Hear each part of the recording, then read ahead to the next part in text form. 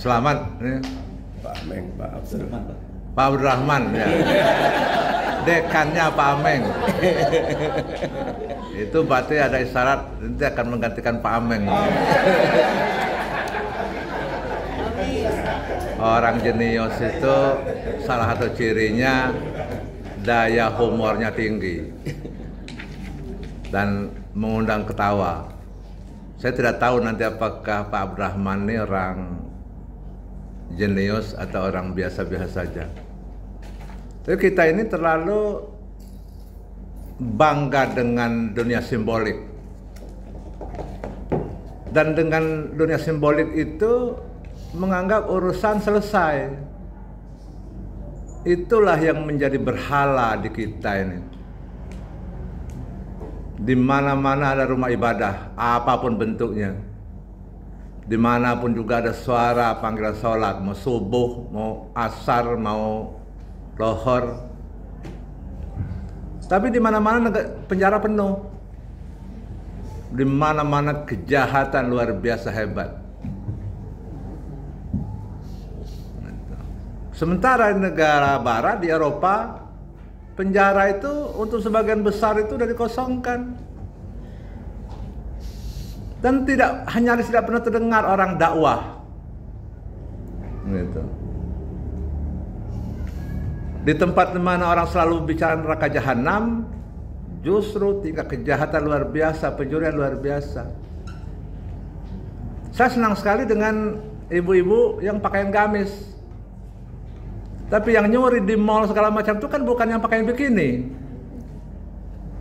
yang pakaian gamis juga. Jadi gamis ini cerminan sebagai umat beragama atau sebagai wahana untuk menutupi realitas. Itu menjadi penting juga dikaji. Oleh karena itu maka kata dan perbuatan itu harus. Saya yakin kalau orang itu didoktrin dengan empati, tingkat pencurian itu kecil. Empati itu ketika orang mencuri, dia berada pada posisi yang dicuri.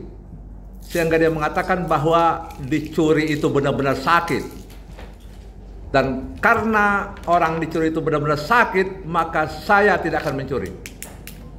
Tapi kalau dicuri dengan dosa, Tuhan Maha Pengampun.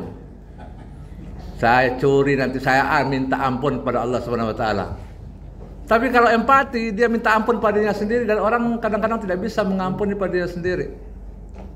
Nah, bagaimana Bapak bisa punya cara pemikiran yang agak transformatif untuk mengubah dunia simbolik ini menjadi dunia realitas sehingga keadaan umat ini bisa berubah? Silakan. Pertama, kita mulai mesti dari keluarga. Dari keluarga, kemudian RT, RW. Jadi harus mulai dari 3 dinasti. Jadi mencontohkan dengan perilaku kita, anak-anak kita ya, satu kata dengan perbuatan. Itu? Ya. Ya itu segampang, Ustadz juga pasti jawabannya itu. Ilmu itu berkembang 2 kali lipat setiap 8 tahun. Dan mohon maaf, penguasa ilmu itu rata-rata bukan mayoritas muslim. Tantangan bagi kita ini. Sementara negara muslim itu pecah belah menjadi lebih dari 50 dengan sekte, aliran dan tradisi yang berbeda. Dana yang tersedia di negara banyak sekali diinvestasikan untuk memecahkan konflik, untuk menanggulangi masalah-masalah sosial. Akibatnya apa? Dana untuk riset itu kecil sekali dan untuk pengembangan itu sekali. Sehingga diprediksi kalau kita tidak berubah cara, kita akan selalu tertinggal. Kita lebih bangga dengan agamanya ketimbang berperilaku sesuai dengan tuntutan umat beragama. Lalu Bapak akan mengandalkan TPA. Bapak udah berapa tahun di TPA itu? Saya sejak kuliah, Bro. Bukan, saya tanya berapa tahun? Sudah 6 tahun. Apakah Bapak punya catatan ada orang-orang yang hebat yang keluar dari TPA itu sehingga nanti bisa menjadi semacam contoh? Karena TPA itu kan khusus kepada anak-anak, Prof. Minimal ibu-ibunya itu bisa mendidik anak-anaknya. Ya itulah yang sesat. Ketika dia ada TPA, maka diproyeksikan 20-30 tahun yang akan datang dia menjadi orang seperti apa? Karena dia berbudi pada saat anak kecil, patuh sekali begitu, tapi udah dewasa jadi pencuri, nggak ada gunanya. Mending dia pada saat kecil itu agak liar gitu ya, agak berangasan, tukang kelahi kayak Mike Tyson itu udah besar dia menjadi orang mandiri. Kan begitu kan? Jangan-jangan intervensi yang berlebihan kita pada anak-anak itu membuat dia ke depan itu jadi orang liar. Karena prinsip dasarnya bermain, gitu, kan begitu kan? Nah, mestinya harus ada, gitu, ya, gitu. Saya juga sekarang lagi membimbing disertasi komunitas adat terpencil, gitu. Sampai dia menemukan ternyata suku Kubu itu sarjana pertama dari suku Kubu itu dia temukan, gitu. Dan dia mendapatkan cerita banyak dari orang seperti itu.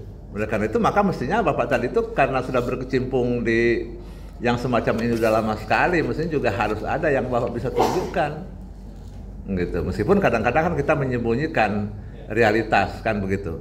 Lalu terakhir saya sangat tertarik ini.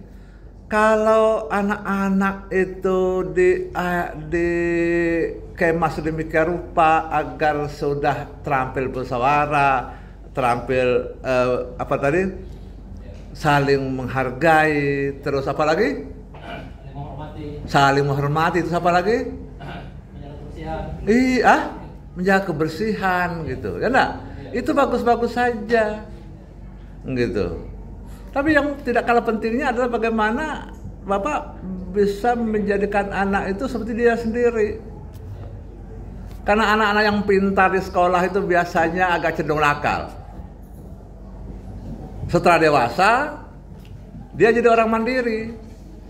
Tapi karakter orang mandiri itu cenderung kurang patuh. Orang kreatif itu cenderung kurang patuh dia. Padahal kadang-kadang kehidupan kita kan menghendaki kepatuhan yang luar biasa. Kan begitu kan?